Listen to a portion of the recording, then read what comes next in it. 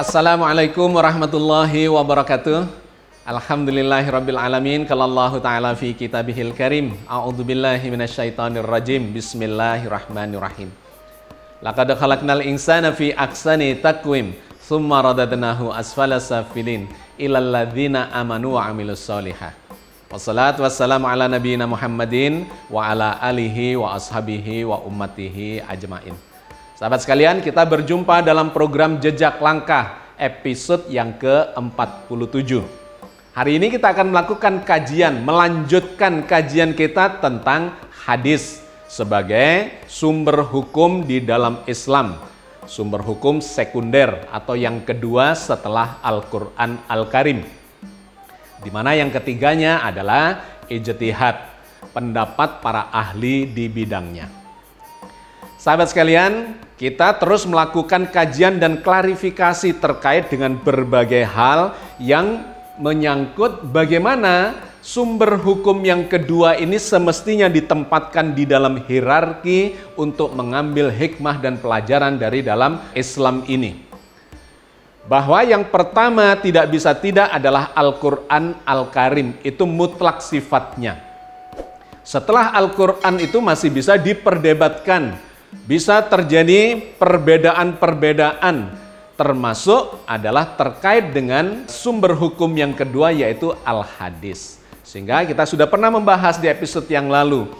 Semuanya kembalikanlah pertama kepada Al-Quran dan Rasul. Kemudian yang ketiga, kalau terjadi perbedaan di kalangan para ulama, para ahli tafsir atau ulil amri dalam ijtihad, maka kembalikan kepada Allah dan Rasulnya, yaitu kepada sunnah dan Al-Quran Al-Karim. Kita sudah membahas tentang proses sejarah penulisan hadis itu. Yang kedua, kemudian kita bicara tentang hierarki sumber hukumnya. Dan yang ketiga, kita sudah mengambil sebuah studi kasus terkait dengan sumber-sumber informasi dari dalam hadis terkait dengan Isra dan Mi'raj. Hari ini kita akan studi lagi terkait dengan kasus penciptaan manusia. Bagaimana Al-Hadis menceritakan tentang proses penciptaan manusia, kemudian bagaimana Al-Quran menceritakan juga tentang penciptaan manusia, dan kemudian bagaimana data-data ilmiah bercerita juga tentang proses penciptaan atau munculnya manusia itu. Mari kita bandingkan sehingga kita bisa mengambil sikap yang proporsional terkait dengan hadis ini, ya, karena kajian kita sesungguhnya adalah serial kajian tentang hadis itu di dalam sumber hukum Islam. Ada sejumlah hadis yang menginformasikan, mengabarkan tentang proses penciptaan. Dan sangat menarik karena ternyata sebagian besar dari hadis-hadis itu berlawanan dengan data-data ilmiah, dan yang kedua bahkan bertentangan dengan isi atau berita dari dalam Al-Quran.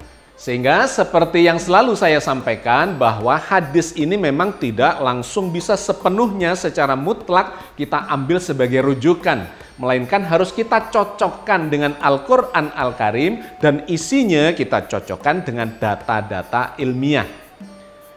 Oke, kita bacakan salah satu hadis terkait dengan penciptaan itu. Yang pertama adalah hadis yang menceritakan tentang proses penciptaan manusia, mulai dari nutfah, alaqah, mudghah, dan seterusnya menjadi atau terlahir menjadi seorang bayi. Kalimatnya adalah sebagai berikut. Telah menceritakan kepada kami Husain ibnul Hasan, telah menceritakan kepada kami Abu Qudainah dari Atha ibnu As-Sa'ib, dari Al-Qasim ibnu Abdurrahman, dari ayahnya, dari Abdullah. Ia berkata, seorang Yahudi lewat di depan Rasulullah Shallallahu Alaihi Wasallam yang saat itu sedang berbincang-bincang dengan para sahabatnya.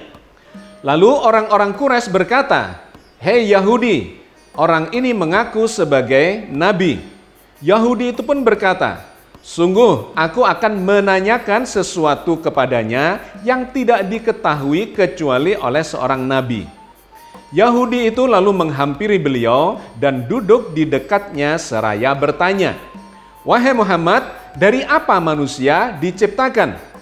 Nabi lalu menjawab, Wahai Yahudi, setiap manusia itu diciptakan dari nutfah atau air mani seorang lelaki dan nutfah seorang wanita. Nutfah laki-laki sifatnya lebih keras dan nantinya dia akan berubah menjadi tulang dan urat saraf. Adapun nutfah wanita sifatnya lebih halus dan nantinya dia akan membentuk daging dan darah. Orang Yahudi itu lalu berdiri dan berkata, "Beginilah yang dikatakan nabi-nabi sebelummu." Hadis riwayat Ahmad nomor 4206. Saya ingin menyoroti bagian-bagian akhir yang dikatakan di situ bahwa manusia itu diciptakan dari nutfah laki-laki dan perempuan. Kemudian diberikan catatan di situ, penjelasan bahwa nutfah laki-laki itu sifatnya lebih keras dan akan menjadi tulang dan otot dan saraf. Sedangkan nutfah perempuan itu lebih bersifat lembut, nantinya akan jadi daging dan darah. Sahabat sekalian, ini adalah sebuah informasi yang janggal ketika dilihat dari sisi data ilmiah. Kenapa? Karena memang benar adanya bahwa kejadian seorang manusia di dalam rahim itu disebabkan oleh pertemuan spermatozoa dan sel telur. Ya, itu di dalam Islam diistilahkan sebagai nutfah laki-laki dan perempuan. Tetapi ketika kemudian dikatakan nutfah laki-laki lebih keras dan kemudian menjadi tulang, menjadi otot, menjadi saraf, yaitu menjadi salah secara data ilmiahnya. Perempuan nutfahnya lebih lembut, nanti menjadi daging dan menjadi darah, ya tentu saja salah. Kenapa? Karena data ilmiah menunjukkan bahwa pembentukan tulang, daging, saraf, dan sebagainya itu setelah terjadi penyatuan dan tidak bisa lagi dibedakan. Ini berasal dari sperma laki-laki atau perempuan. Yaitu ketika sudah terjadi pembuahan menjadi sel induk, ya, sigot yang kemudian membelah menjadi 2, menjadi 4, menjadi 8, 16, 32, dan seterusnya. Kemudian membentuk kepala, tangan, kaki, saraf, otak, jantung, dan sebagainya. Itu bukan dikendalikan lagi oleh spermatozoa, melainkan dikendalikan oleh sebuah sistem informasi di dalam inti sel yang dikenal sebagai gen, ya, genetik atau kode-kode DNA. Jadi hadis ini ketika ditelusuri atau dikritisi secara ilmiah memiliki kesalahan data, ya, kesalahan informasi secara ilmiah itu. Yang kedua adalah hadis yang diriwayatkan secara muttafaqun alaih oleh Imam Bukhari dan Imam Muslim yang juga bercerita tentang proses penciptaan manusia di dalam rahim dari nutfah, alaqah, mudghah, dan seterusnya, yang juga memiliki kejanggalan secara data ilmiahnya. Berikut ini hadisnya. Dari Abi Abdurrahman Abdillah bin Mas'ud radhiyallahu anhu. Dia berkata, Rasulullah Shallallahu Alaihi Wasallam yang dia adalah orang yang jujur dan terpercaya pernah bercerita kepada kami. Sesungguhnya setiap kalian dikumpulkan penciptaannya di dalam rahim ibunya selama 40 hari berupa nutfah. Kemudian menjadi alaqah, segumpal darah, selama waktu itu juga. Kemudian menjadi mudghah, segumpal daging, selama waktu itu pula. Kemudian Allah mengutus malaikat untuk meniupkan ruh kepadanya dan mencatat 4 perkara yang telah ditentukan, yaitu rezekinya, ajal, amal perbuatan, dan sengsara atau bahagianya. Maka demi Allah yang tidak ada Tuhan selainnya, sesungguhnya ada seorang di antara kalian beramal dengan amalan penghuni surga, sehingga tidak ada jarak antara dirinya dengan surga kecuali sehasta saja. Namun ketetapan Allah mendahuluinya, sehingga dia beramal dengan amalan ahli neraka, maka dia pun masuk neraka. Ada seseorang di antara kalian beramal dengan amalan ahli neraka, sehingga tidak ada jarak antara dirinya dengan neraka kecuali sehasta saja, namun ketetapan Allah mendahuluinya sehingga dia beramal dengan amalan penghuni surga, maka dia pun masuk surga. Hadis riwayat Al-Bukhari dan Muslim. Saya tidak menyoroti seluruh isi dari hadis ini, saya ingin fokus kepada dua hal saja. Yang pertama adalah urut-urutan tadi, proses penciptaan di dalam rahim. Hadis ini menggambarkan seorang cikal bakal manusia di dalam rahim itu akan 40 hari dalam bentuk nutfah, sperma atau ovum. Kemudian 40 hari lagi dalam bentuk alaqah, gumpalan seperti darah. Dan 40 hari lagi dalam bentuk mudghah, gumpalan daging. Maka ini perlu kita cross check dengan data ilmiah. Benarkah informasi ini secara ilmiah? Ternyata tidak. Kenapa? Data ilmiah kedokteran menunjukkan bahwa sperma itu tidak bisa bertahan 40 hari. Ya, yang digambarkan oleh hadis ini tadi dalam bentuk nutfah 40 hari. Sperma itu hanya bisa bertahan 72 jam di dalam rahim seorang wanita. Jadi salah secara data ilmiah. Yang kedua, nutfah perempuan yaitu ovum juga tidak bisa bertahan 40 hari. Hanya bertahan 1 bulan. Ada yang 20 hari, ada yang 25 hari, ada 28 hari fase menstruasi itu. 1 bulan kemudian terjadilah menstruasi dan dia dikeluarkan dari dalam rahim itu. Artinya tidak benar kalau dikatakan dalam bentuk nutfah bisa bertahan selama 40 hari. 1. Yang kedua dalam bentuk alaqah, 40 hari lagi gumpalan seperti darah itu. Ternyata ini juga tidak sesuai dengan data ilmiah. Karena kalau 40 hari dalam bentuk nutfah ditambah 40 hari dalam bentuk alaqah, itu gumpalan darah akan bertahan dalam waktu 80 hari. Data ilmiahnya menunjukkan usia janin atau embrio 60 hari saja itu sudah memiliki bentuk seperti manusia yang seutuhnya. Cuma ukurannya sangat kecil. Sudah ada kepalanya, ada tangannya, ada kakinya, dan seterusnya, meskipun ukurannya cuma sekitar 2,5 sampai 3 cm saja, sangat kecil. Tetapi sudah hidup dan sudah ada cikal bakal dari seluruh organ tubuhnya, cuma belum sempurna. Jadi lagi-lagi ini tidak sesuai dengan data ilmiah. Ditambah lagi 40 hari dalam bentuk gumpalan daging. Jadi totalnya 120 hari. Wah, itu bentuk embrionya sudah sangat komplit, 120 hari itu. Ya, jadi secara data ilmiah, hadis ini bertentangan dengan realitas, ya, fakta ilmiah dari pengamatan secara langsung terhadap cikal bakal seorang bayi atau seorang manusia itu. Nah, bandingkanlah informasi dari hadis ini dengan informasi dari dalam Al-Quran yang sangat banyak sesungguhnya, tetapi karena keterbatasan waktu saya ambilkan saja sebagian dari informasi tentang proses penciptaan manusia yang sangat banyak di dalam Al-Quran. Di antaranya dalam surat Al-Mu'minun ayat 12 sampai 14. Walaqad khalaqnal insana min sulalatin min tin. Tsumma ja'alnahu nutfatan fi qararim makin. Tsumma khalaqnan nutfata 'alaqatan fa khalaqnal 'alaqata mudghatan fa khalaqnal mudghata 'idzaman fa kasawnal 'idzama lahman. Tsumma ansha'nahu khalqan akhar. Fatabarakallahu ahsanul khaliqin.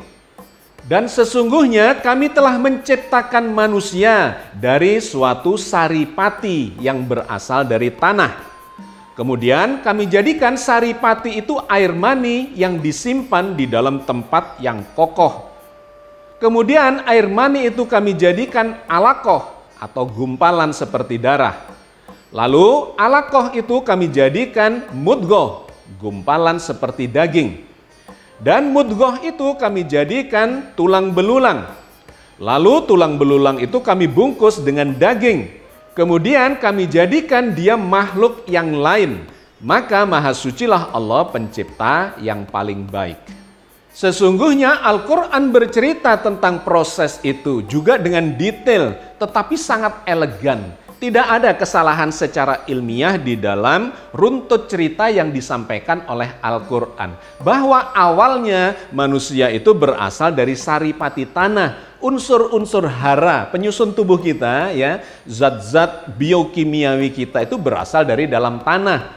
yang disaripatikan oleh makanan-makanan kita, oleh tumbuhan yang kita makan, oleh hewan yang juga kita makan, semuanya mereka makan saripati tanah itu. Benar adanya secara ilmiah. Kemudian ini menjadi nutfah, menjadi spermatozoa dan ovum di laki-laki dan wanita. Kemudian dipertemukan di dalam rahim, disimpan di tempat yang kokoh. Kemudian menjadi alaqah, menjadi mudghah, menjadi idoma, ada tulang belulangnya, dibungkus otot dan seterusnya menjadi makhluk yang lain.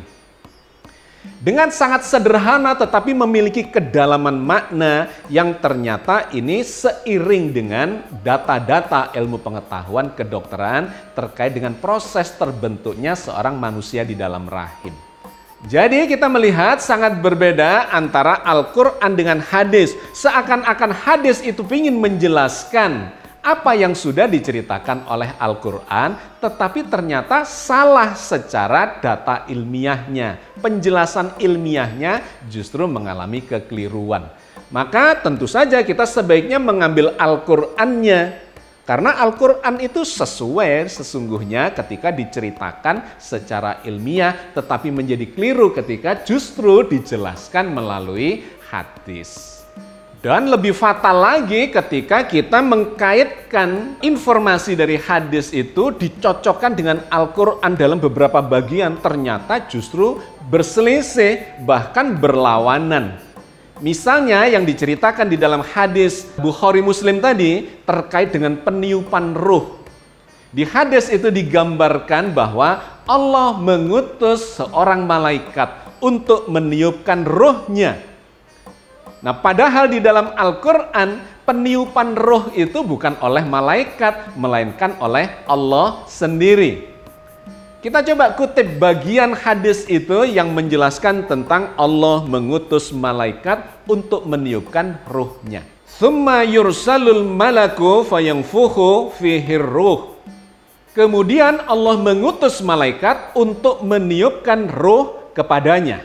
Bandingkan berita hadis ini dengan Al-Quran, misalnya dalam surat As-Sajdah ayat 9. Bahwa peniupan ruh itu bukan oleh malaikat meskipun diutus oleh Allah, melainkan ruh itu adalah kewenangan langsung yang ada pada Allah itu sendiri. Sehingga di dalam As-Sajdah ayat 9 ini Allah mengatakan bahwa Allah yang meniupkan sebagian ruhnya kepada manusia yang sedang diproses penciptaannya di dalam rahim. Tsumma sawwahu wa nafakha fihi mir ruhihi.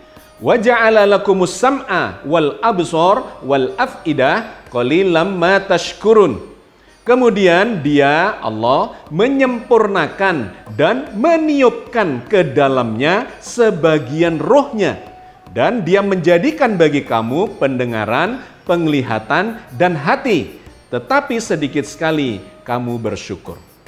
Jadi secara ilmiah terjadi kesalahan yang sangat mendasar, tidak sesuai antara berita hadis itu dengan data-data ilmiah di lapangan, ya, fakta yang diamati secara ilmiah. Dan yang kedua, ternyata dengan Al-Quran itu juga berlawanan. Tidak ada di dalam Al-Quran yang mengabarkan Allah mengutus malaikat untuk meniupkan ruhnya. Itu berlawanan sangat jauh, dikarenakan ruh adalah urusan Tuhanmu. Itu adalah hadis-hadis yang menceritakan penciptaan manusia secara umum. Ada lagi hadis yang khusus menyoroti penciptaan manusia pertama, misalnya Adam, yang juga ketika kita baca, kita teliti, ternyata juga mengalami kesalahan yang fatal dan berlawanan dengan Al-Quran. Padahal itu dikabarkan, diriwayatkan oleh Imam Bukhari dan Imam Muslim. Nah, berikut ini.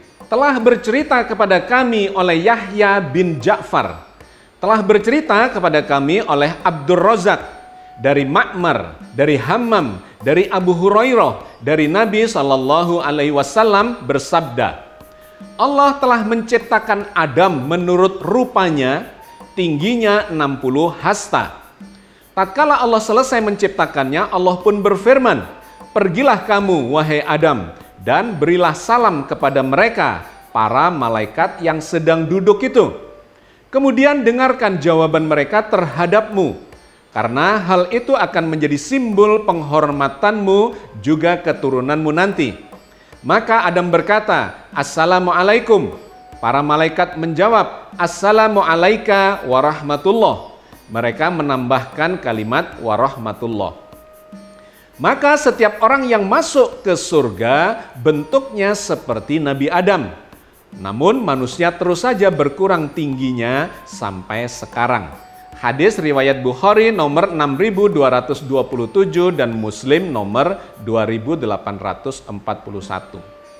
Saya ingin menyoroti bagian yang sangat fatal terkait dengan informasi dari dalam Al-Quran, yaitu ketika hadis ini mengatakan bahwa Allah menciptakan Adam itu seperti rupanya, seperti bentuk Allah.